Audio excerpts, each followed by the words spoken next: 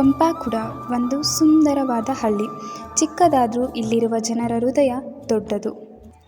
ಅಲ್ಲಿ ಒಂದು ಚಿಕ್ಕ ಕುಟುಂಬ. ಇವಳು ಅನ್ನೀಸ್ ಕಣ್ಮಣಿ ಜಾಯ್.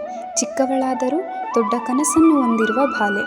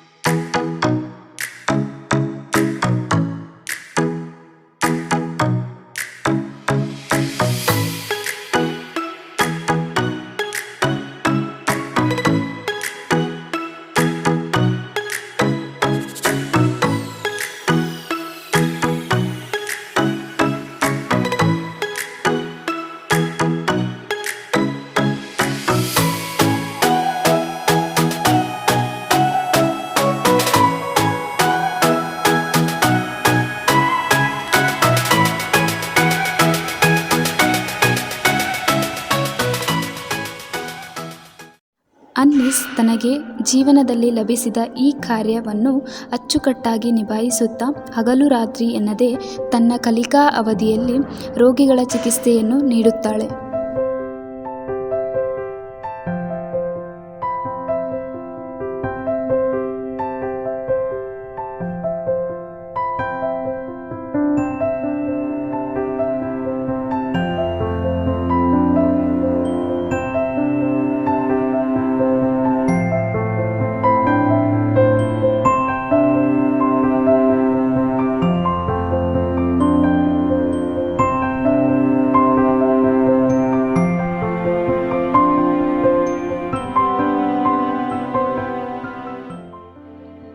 ಅನ್ನೀಸ್, ನೀನು ಡಾಕ್ಟರ್ ಅಲ್ಲ, ಆದರೆ ನಿನ್ನ ಸೇವೆ ಡಾಕ್ಟರ್ಗೆ ಸಮಾನ.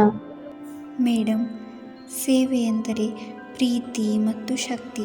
ಅವು ನಮಗೆ ನಮ್ಮ ಕೆಲಸಗಳಲ್ಲಿ ಉತ್ತೇಜನವನ್ನು ಕೊಡುತ್ತವೆ. ಸಮಯ, ಪರಿಸ್ಥಿತಿ ಎಲ್ಲವೂ ಬದಲಾಗಬಹುದು, ಆದರೆ ಯಶಸ್ಸಿನ ವೃತ್ತಿಯಲ್ಲಿ ನಿರಂತರವಾಗಿರುವ ಅನ್ನೀಸ್ ನನಗೆ ಅಸಾಧ್ಯ ಅನ್ನುವುದು ಸಾಧ್ಯವೆಂದು ತೋರಿಸುವಂಥವಳಾಗಿದ್ದಳು. ಮುಸ್ಸಂಜೆಯ ಕತ್ತಲಿನಲ್ಲಿ ಬೆಳಕಿನ ದಾರಿಯನ್ನು ಹರಿಸಿ ಆಲೋಚಿಸುತ್ತಿದ್ದ ಅನ್ನೀಸಾಳಿಗೆ ಬೆಳಕಿನ ಹಾಗೆ ಕಂಡಿತು UPSCಯ ಪರೀಕ್ಷೆ. ಅನ್ನೀಸ್ ಮೊದಲಿಗೆ UPSC ಪರೀಕ್ಷೆ ಎಂದರೇನು ಮತ್ತು ಅದರಲ್ಲಿ ಬರುವ ಎಲ್ಲ ವಿವರಗಳನ್ನು ಜಾಲತಾಣಗಳಲ್ಲಿ ತಿಳಿದುಕೊಂಡಳು. ಹಾಗೆ ಅದಕ್ಕೆ ಬೇಕಾದ ಸಿದ್ಧತೆಗಳನ್ನು ಪ್ರಾರಂಭಿಸಿದಳು. ದಿಟ್ಟವಾದ ನಿರ್ಧಾರ ಮತ್ತು ಅಚಲವಾದ ಶ್ರದ್ಧೆಯನ್ನು ಇರಿಸಿಕೊಂಡು ಅವಳು ಹಗಲು ರಾತ್ರಿ ಎನ್ನದೇ ಪರೀಕ್ಷೆಗೆ ಸಿದ್ಧತೆಯನ್ನು ಪ್ರಾರಂಭಿಸಿದಳು.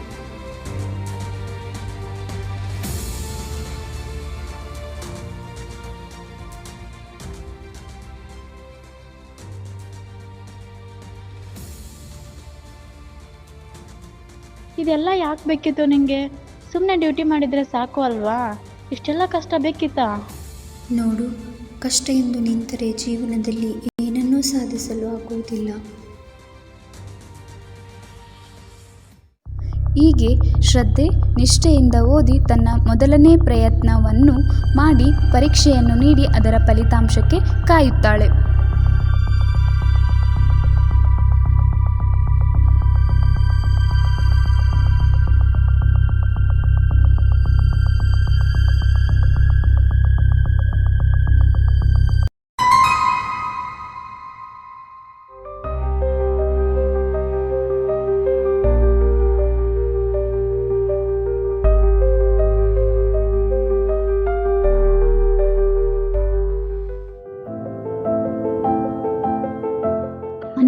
ರಿಸಲ್ಟ್ ಏನಾಯಿತು?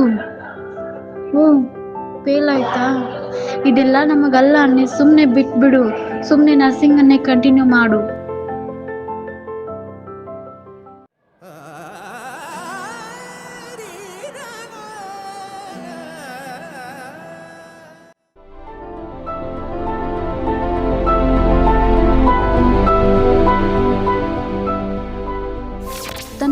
ಮೊದಲನೇ ಪ್ರಯತ್ನದಲ್ಲಿ ಸೋಲನ್ನು ಕಂಡ ಅನ್ನೀಸ್ ಛಲಬಿಡದೆ ತನ್ನ ಮುಂದಿನ ದಿನಗಳಲ್ಲಿ ಡ್ಯೂಟಿ ಎಲ್ಲವನ್ನೂ ಬಿಟ್ಟು UPSC ಪರೀಕ್ಷೆಗೆ ತಯಾರಿಯಾಗಲು ಆದ್ಯತೆ ನೀಡಲು ಪ್ರಾರಂಭಿಸಿದಳು.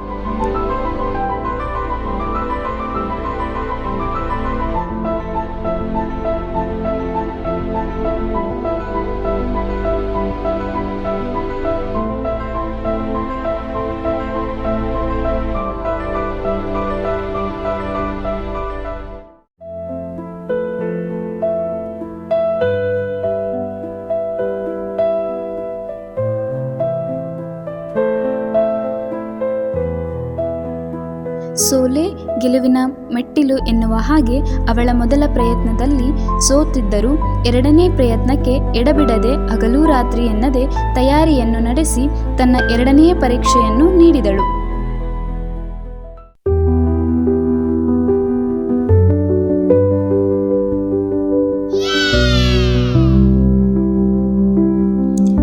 ಹಾಂ, ಪಾಸ್ ಆಯಿತು. Finally I cracked it.